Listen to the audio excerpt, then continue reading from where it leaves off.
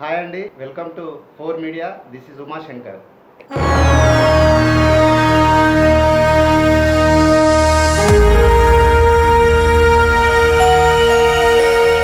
ఇవాళ మన స్టూడియోకి ఒక ప్రముఖ ఫోక్ సింగర్ వచ్చారు. వారిని మీకు పరిచయం చేసే ముందు తన గురించి 2 మాటల్లో చెప్పాలనుకుంటున్నాను. తను ఎక్కడో మారుమూల గ్రామంలో పుట్టి కూలి పనులు చేసుకుంటూ తన గొంతుతో అక్కడ ఆ మారుమూల గ్రామం నుంచి ఇవాళ ఫోక్ ఫీల్డ్లో ప్రముఖ సింగర్గా ఎదిగిన తన ప్రయాణం, తన ఎన్ని కష్టాలు పడ్డది, లేదంటే ఆమె జీవిత గమనం అనేది ఎలా జరిగిందనేది మనం ఇప్పుడు అక్క ద్వారా తెలుసుకుందాం. తను ఎవరో కాదు, ప్రముఖ ఫోక్ సింగర్ ఉషక్క. నమస్తే అక్క. నమస్తే. Welcome to 4 media. ఈ మధ్య హిట్ మీద హిట్, ప్రతి సాంగ్ హిట్ పోయినట్టుగా ఉంది. చాలా హ్యాపీ మూడ్లో ఉన్నట్టున్నారు అక్క. సంతోషం. చెప్పండి అక్క, ఎలా ఉంది ఫీల్? అంటే పాడింది ఏదైనా కూడా మీదంటే ఒక స్పెషల్గా ఉషక్క పాట అంటే అందరికి జనాలకు ఎట్లా అంటే ఆ గొంతు అనేది ఈజీగా ఐడెంటిఫై, ఎంతమంది పాడినా కూడా మీ పాట ఇట్లా ఈజీగా ఆ గొంతు ఇట్లా హైలో వచ్చేస్తూ ఉంటుంది. అట్లా వచ్చినప్పుడు అంటే మీకు ఎట్లా అనిపిస్తుంది? ఎవరన్నా మీతో అన్నప్పుడు అట్లా సంతోషం అనిపిస్తుంది. ఓకే, చాలా హ్యాపీగా ఉన్నారు మొత్తానికి. చెప్పండి అక్క, మీది ఎక్కడ? మహబూబ్ నగర్ జిల్లా అని దాదాపుగా అందరికి తెలుసు అనుకుంటా. నారాయణపేట జిల్లా అయింది ఇప్పుడు. నారాయణపేట జిల్లా ఉట్కూరు మండలం, గ్రామం పెద్ద జట్టు. అంటే మీ ఫ్యామిలీ బ్యాక్గ్రౌండ్ అంతా అంటే మీరు ఎక్కడి నుంచి, అంటే మీ విలేజ్ లేదంటే మీరు అక్కడ చిన్నప్పటి నుంచి పెరిగింది వేరు, ఇప్పుడు హైదరాబాద్ వాతావరణం, అక్కడ నుంచి ఇక్కడికి రావడానికి మీకు అంటే ఎట్లా, అంటే కష్టపడి వచ్చారా? కొందరికి ఎట్లా అంటే ఒక పాట ఏదో ట్రెండింగ్లోకి పోగానే వాళ్ళను ఎక్కడనో వీళ్ళే వెతుక్కుంటూ వెళ్ళి తీసుకొచ్చి వాళ్ళు పాడించుకొని ఇట్లా ఫేమస్ అయిన వాళ్ళు ఉన్నారు. కానీ మీది అట్లా కాదని విన్నా. అంటే మీరు ఈ జర్నీ రావడానికి, ఇప్పుడు ఆ నారాయణపేట నుంచి ఇక్కడ దాకా రావడానికి మీరు ఎట్లాంటి అనుభవాలు మీకు కొన్ని చెప్తారని? అంటే చిన్నప్పుడు పొలం పని చేసేది, ఇక స్కూల్కి వేస్తే స్కూల్ చదవలేదు, చదవకుంటే అమ్మ ఉండి ఇక పొలం పని చేస్తావా అంటే చేస్తా అని అన్న. ఇక స్కూల్ మీద ఇంట్రెస్ట్ లేకపోయి 3వ తరగతి చదువుకున్నా. ఇక అమ్మ వాళ్ళు, అక్క వాళ్ళు, నానమ్మలు వాళ్ళందరూ పొలం నాటేనికి పోతే మంచిగా పాటలు పాడేది. అబ్బా స్కూల్ కంటే ఈ పాటలు మంచిగా పాడతారు, పొలం పని చేయాలని ఫిక్స్ అయిపోయినప్పుడే చిన్నప్పటి నుంచి పొలం పని చేసుకుంటా పాటలు నేర్చుకున్నా. నేను కూడా వాడాలి, యూట్యూబ్లో అందరు వాడుతురు కదా అని నాకు అప్పుడు ఫోన్ నెంబర్ల మీద చూసి, యూట్యూబ్లో నెంబర్ చూసి ఫోన్ చేస్తే నీ గొంతు బాగుందని గుర్తించి నారాయణఖేడ్ వెంకటేష్ నాకు నమస్కారం అన్న నన్ను పిలిపించి వరంగల్లో పాట పాడించాడు ఫస్ట్. నెక్స్ట్ ఇంకొక ఆయన గొల్లపల్లి శివన్న, నా పాట ఆయనకిస్తే, వెంకటేష్ ఆయనకిస్తే ఆయన పిలిచి నాతోని వాడించిండు మళ్ళీ. ఫస్ట్ మీరు పాడింది ఏంటి? మేము పాడిందా?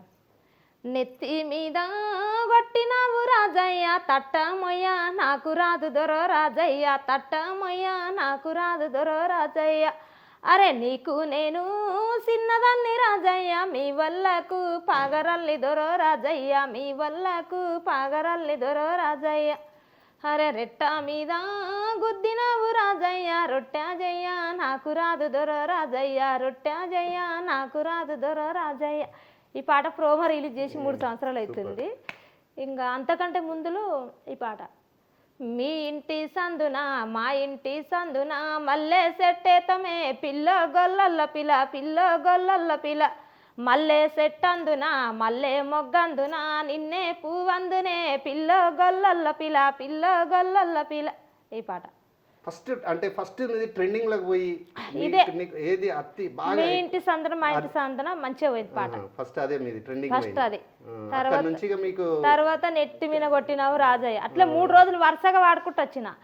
ఏడా వరంగల్లో ఒక రోజు వాడిన, నారాయణఖేడ్ వెంకటేశ్వర వాడిచ్చిండు, గొల్లపల్లి శివన్న హన్మకొండల, మళ్ళీ వెంకటేష్ జోగుల వెంకటేష్ తమ్ముడే ఈడ సిరిసిల్లలో ఒకటి, ఆడ ఒక పాట పాడిన, అది మంచిగా 5 మిలియన్లు అట్లా పోయింది. ఇన్ని సాంగ్స్ పాడారు కదా మీరు ఇన్ని సంవత్సరాలలో, ఇందులో చాలా హిట్స్ కూడా పడ్డాయి. మామూలుగా హిట్ పడగానే ఎవరికైనా ఎట్లుంటదంటే తోపు నేనే, ఫీల్డ్లో నేను పాడితే తోపు అని ఫీల్ అయ్యి ఎవరి దగ్గరకన్నా పోయినప్పుడు ఎట్లా ఉంటారంటే అటిట్యూడ్ మనం చూస్తూ ఉంటాం జనరల్గా. కానీ ఇప్పుడు ఎగ్జాంపుల్ మీరు పడ్డది, నేను ఉషక్క పాడితే తోపు అని అంటే అట్లా ఫీల్ అయ్యే వాళ్ళలో మీరు అట్లా అసలు అనిపించరు. మామూలుగా అయితే ఇన్ని హిట్స్ పడితే ఎవరైనా మామూలుగా ఎవరికైనా అనిపిస్తుంది నేను గ్రేటు, నేను పాడితేనే వీళ్ళకి అయింది అని చెప్పేసి, లేకపోతే నా వల్లనే మీకు హిట్ పడింది అన్న వాళ్ళు కూడా చాలా మంది ఉన్నారు. ఆ, కానీ మిమ్మల్ని చూస్తే అంటే ఎవరిని అడిగిన అక్క అనగానే తమ్మి ఇది, లేకపోతే ఒక్కసారి పరిచయం ఉన్నా కూడా రెండోసారి ఏదో కలుపుకొని పోయి చాలా చాలా అంటే చాలా ఫ్రెండ్లీగా తమ్మి తమ్మి అని మాట్లాడతారు కదా. మామూలుగా అంటే మీరు అంత సింపుల్ డౌన్ టు ఎర్త్ ఎట్లా ఉండగలుగుతారు అక్క? అంటే ఇప్పుడు ఇండస్ట్రీలో ఒక్క పాట ఇట్టుగానే నేనే తోపు అని అనొద్దు, ప్రతి ఒక్కరు కానీ అనొద్దు. అది కొంచెం నాకు నచ్చది. నేను పెద్ద సెలబ్రిటీని, నేనే సీనియరు, నేను వాడితేనే ఇట్లా పాట ఇట్టయింది, అది ఉండొద్దు. ఎంత ఎదిగున్నా ఈ మనం మాత్రం అంత ఒదిగి ఉండాలి, అది మనకే మంచితనం. ఇంకోటి అక్క, మీరు చదువుకోలే అన్నారు కదా, మామూలుగా పాటలు పాడే వాళ్ళు ఎవరైనా లిరిక్స్ చూడకుండా అంత ఈజీగా పాడలేము. ఆ, అయితే మీరు ఇన్ని పాటలు పాడిండ్లు, ఇన్ని పాటలు ఒకవేళ అన్ని మీరు రాసినవి కాకుండా వేరే వాళ్ళు రాసినా కూడా పాడగలుగుతారు. వేరే సో వాళ్ళు కానీ మామూలుగా మేము పాట పాడాలన్నా ఏదైనా చేయాలన్నా చదువుకుంటాం. మరి మీకు అంత ఈజీగా పాట మొత్తం వర్డ్స్ అట్లా ఎట్లా పాడగలుగుతాను లెక్క? వాళ్ళు చెప్తారు, వాళ్ళు చెప్తే ఈ లైన్ ఇట్లా, ఈ లైన్ ఇట్లా, ట్యూన్ ఇట్లా అని చెప్పేస్తారు. ఊర్లలో వాడాం కదా, ఒకరికంటే ఒకరు ముందు ఒకరు వెనక, అది అలవాటు వచ్చేసి అంటే కొన్ని పదాలు చేంజ్ చేస్తారు. ఇక కష్టపడాలి తప్పది, ఆ బయట వాడితేనే మనకు కూడా అంటే చూడకుండా కూడా మీరు అంటే చూడకుండానే, ఒకసారి విని పాడేయడమే అంతే. గుర్తించుకొని వాళ్ళు ఇట్లా చెప్తే అట్లా నువ్వు ఇంకో లైన్ యాడ్ చేస్తావు అక్క, మంచిగా పడతావు, సూపర్, ఓకే అంటారు. ఇప్పుడు మీకు మొన్నటి దాకా అంటే ఒకటి మీ సాంగ్స్ ఎట్లా అంటే ఒక ట్రెండింగ్ అయిపోగానే ఇంకో సాంగ్ ఇంకొకటి ట్రెండింగ్లో, ఇప్పుడు మనము ఓపెన్ చేయగానే సోషల్ మీడియాలో మీ ఒక పాట అయిపోయింది అనే లోపు ఇంకో పాట ట్రెండ్. మొన్నటి దాకా ప్రమీల ఫస్ట్ రాత్రి అయిపోగానే ప్రమీల ట్రెండింగ్ వచ్చింది. ప్రమీల అయిపోగానే ఈ మధ్య ఏదో ఓం రెడ్డి మళ్ళీ అది స్టార్ట్ అయింది. అవును, అది ఏం మా కోసం కొంచెం పాడండి అక్క. పాడతా తప్పకుండా. ఓం రెడ్డి వంపల్లి ఓ బావయ్య, నిన్ను దొరలు మెచ్చిరి దొరనా బావయ్య, బండి గొట్టను ఓతే ఓ బావయ్య, బండి బ్యారంబులే దొరనా బావయ్య. ఓం రెడ్డి వంపల్లి ఓ బావయ్య, నిన్ను దొరలు మెచ్చిరి దొరనా బావయ్య, బండి గొట్ట నేను ఓతే ఓ రాదమ్మ, బండి బ్యారంబులేదు పిల్ల నా రాదమ్మ, నువ్వు చూసే సుపులకు ఓ రాదమ్మ, నా బండే నడవది పిల్ల నా రాదమ్మ. సూపర్ సూపర్ అక్క. ఇంకా ఇప్పుడు ఇన్ని పాటలు మీరు దాదాపు 100 పాటలు, చాలా వరకు మీరు ఓన్గా చేసుకున్న పాటలు. అంటే ఈ పాటలు మీరు ఇప్పుడు గ్యాదర్ చేసుకుంటున్నారా? అంటే మీకు అన్ని అంటే ఇప్పుడు ఈ టైం వచ్చింది, ఈ టైంకి ఈ పాటే అవసరం అనేది మీకు ఎట్లా అంటే ఆలోచించి కరెక్ట్గా ఆ టైంకి ఇది ట్రెండింగ్లో నడుస్తుంది అని? మామూలుగా మంచి వాళ్ళకి కూడా ఏమవుతుంది అంటే ట్రెండింగ్ ఏది నడుస్తుంది, ఏదైతే బాగుంటుంది అనేది అంత పడక చాలా మంది సాంగ్స్ పెడతారు కానీ రావు. అంటే మీకు అంత అంటే నాలెడ్జ్ అనేది మీరు మొదటి నుంచి ఈ పాటలో ఉండడం వలన, లేకపోతే మీరు ఈ ట్రెండ్కి తగ్గట్టు ఆలోచించుకుంటూ ఆ పాటలను తీసుకొస్తారా? అంటే ఫస్ట్ నుండి కూడా ఊర్లలో వాడేది కదా, ఇప్పుడు ఈ ట్రెండింగ్కు తగిన పాట వాడాలి. ఈ పాట ఇప్పుడు ఏది చూస్తారు జనాలని ఆలోచించి రాయాలి. ఇప్పుడు ఓల్డ్గా నేనే రాపిస్తున్నా అట్లా. జనాలు ఏదైతే రీల్ చేస్తారు, ఎట్లా ఏ పదాలు పెడితే జనాలకు రీల్ చేయడానికి అవుతుంది, ఏ పదాలు పెడితే మంచిగా ఉంటుంది పాట అని బాగా ఆలోచించి పాట పాడేది వీజ్, కానీ రాసేది చాలా కష్టం. మీరు పాటలల్లో ఇప్పుడు అందరు ఒక తీరు ఉండరక్క.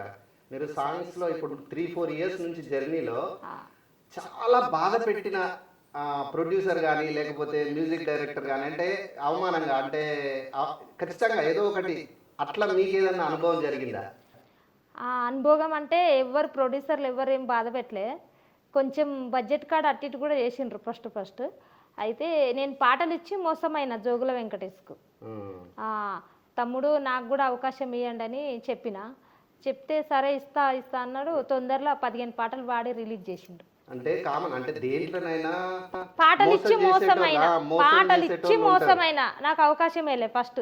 తర్వాత అదే నారంకేడ్ వెంకటేష్ అని ఇచ్చిండు, ఇంకా గొల్లపల్లి శివన్న ఆయన కూడా నా పాట రాసి వేరేటోళ్ళు వాడితే నేను ఫోన్ చేసిన, అన్న ఇది నా పాట అని పాట మీద నెంబర్ పెడితే, అక్క నీ పాట అయితే నీతో తప్పకుండా ఇంకో పాట వాడిస్తాను, ఇంకో పాట వాడిచ్చిండు.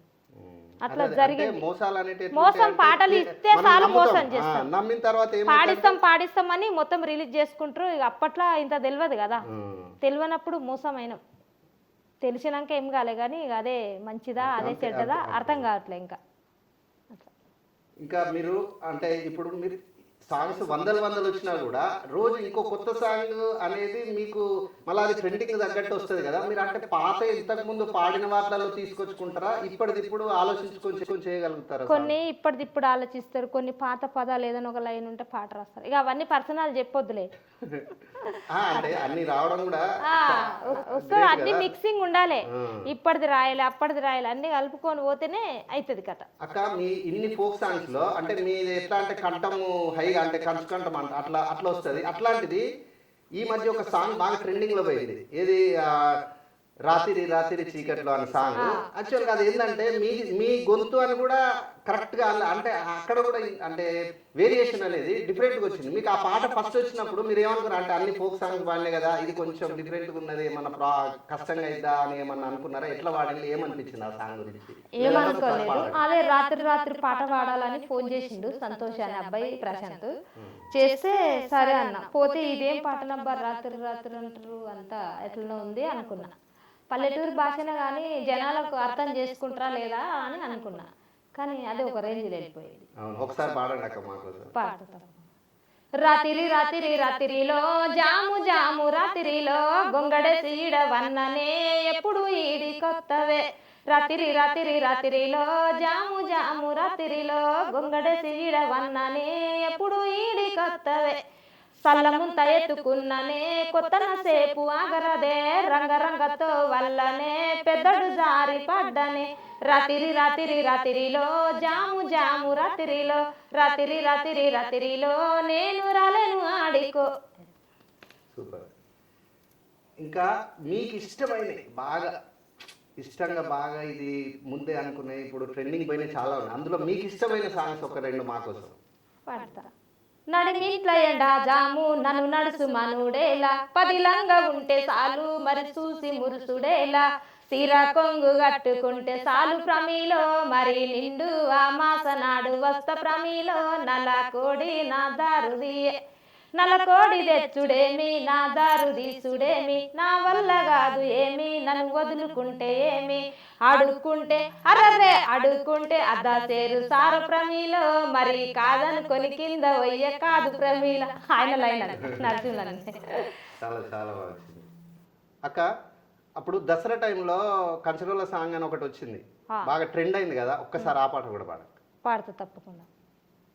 కంచరోలే సీన కల్లవి కంచుంగురాలు సిట్ట పట్ట నడవకే పర్మటి నల్లాడిదాన కంచరొల్ల మెట్టెలొద్దు కాల ఉంగురాలు వద్దు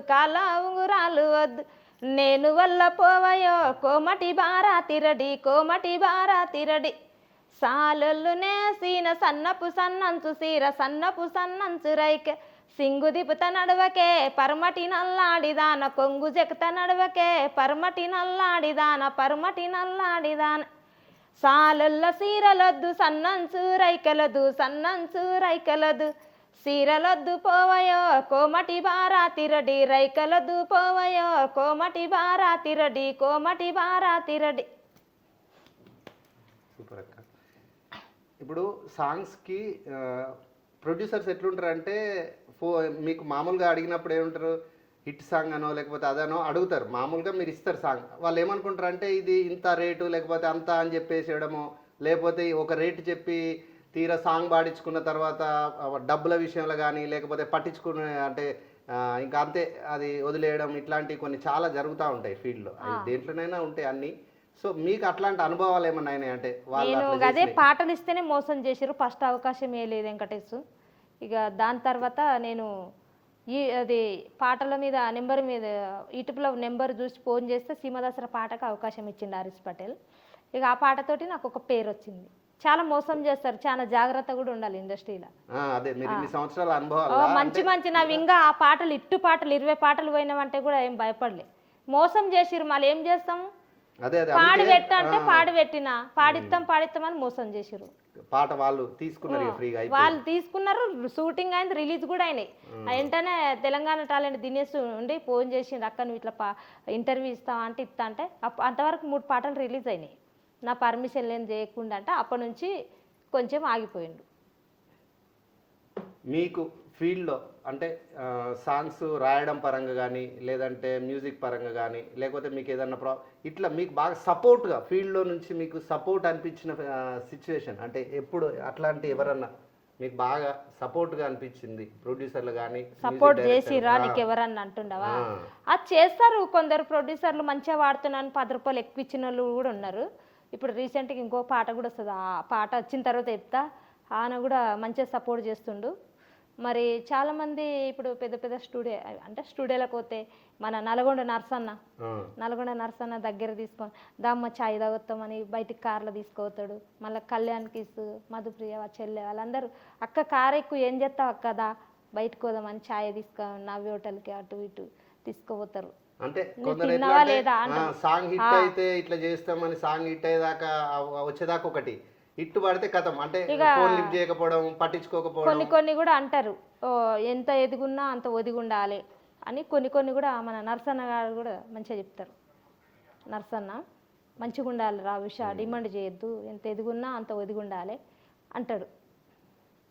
సపోర్ట్ చేస్తారు కొందరు, ఎవరొకరు చేయకపోతే సతాయించిన వాళ్ళు చాలా ఉండరు. మన పేమెంట్ గురించి చాలా మంది కూడా సతాయిస్తారు, కానీ ఇక సతాయించేటోళ్ళతోటి కూడా ఓపిక పట్టుకుంటేనే అవుతుంది కథ. అక్క మీ గొంతు విన్నా కొద్ది వింటూనే ఉంటాం. మీరు మీ సాంగ్స్ రికార్డ్స్ అవన్నీ కూడా మేము అడగగానే అవన్నీ పక్కన పెట్టి మాకు ఇంత టైం ఇచ్చి మా 4 మీడియాకి వచ్చినందుకు నిజంగా చాలా చాలా చాలా థ్యాంక్స్ అక్క. మీరు ఇలాగే ఇంకా చాలా సంవత్సరాలు ఫీల్డ్లో ఇలాగే పాడుతూ చాలా గొప్ప గొప్ప హిట్స్ కొట్టాలని మేము చాలా కోరుకుంటున్నాం అక్క. Thank you so much. Okay friends, మనము ఒక సింగర్కు ఉండేటువంటి కష్టాలు లేకపోతే తన అనుభవాలు అన్నీ కూడా మనకు ఉషక్క చాలా మంచిగా మనకు షేర్ చేశారు. సో నెక్స్ట్ టైం ఇంకా మంచి సింగర్తోని ఇంకొక సెలబ్రిటీతోని మనం మళ్ళీ మీ ముందుకు వస్తాను ఈ 4 మీడియా ద్వారా. Thank you so much. Me Umashankar.